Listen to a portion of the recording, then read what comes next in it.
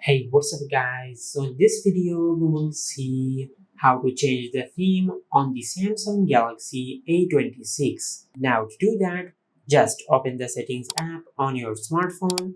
From here, just scroll down and tap on themes.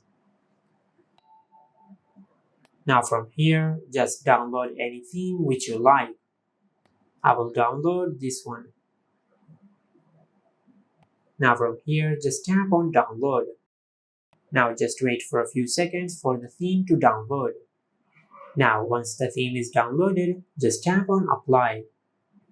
Now just wait for a few seconds. Now, as you can see, this is how you can change the theme on the Samsung Galaxy A26. If you found this video helpful, please like the video and subscribe to our channel and hit the bell icon to get notified when we upload a new video.